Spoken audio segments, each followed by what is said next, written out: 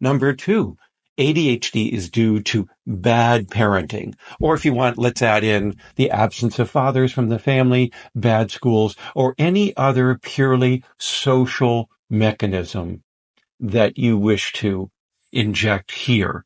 This is kind of the belief of Gabor Mate and others who believe that somehow parenting is involved in causing this disorder. I heard this earlier from Gordon Millichat back in the 70s, from Alan Srofe in the 1980s, that this has to do with something about the parenting that's dysfunctional that's leading to ADHD. In Mate's case, he argues that that's interacting with a genetic predisposition to be hypersensitive to stress and conflict in the family. No matter, it's not true.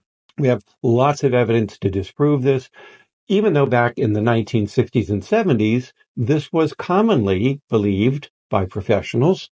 It was summarily discounted over the next decade by lots of research, including by yours truly, who went out and actually videotaped families and studied how they interacted. And what did we find?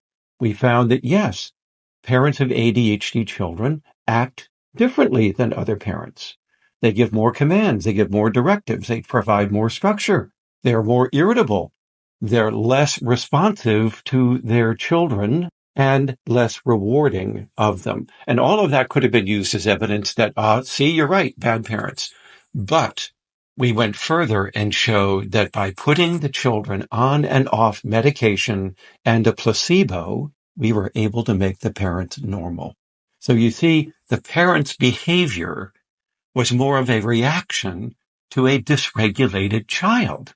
And other people would act the same way if put in a room with this child. Indeed, my friend Charles Cunningham did a study in which he found that if an ADHD child enters a peer group, their peers start to act like little parents in the way they try to manage this dysregulated or unregulated individual.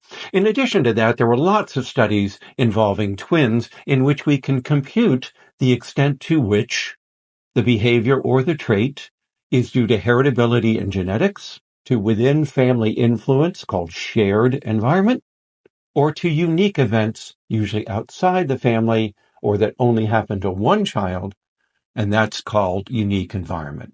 Well, the twin studies, of which there are more than 80 involving tens of thousands of identical and fraternal twins, have all found that ADHD is largely the result of genetic variation in people, that there is no contribution of within family effects. That rules out parenting.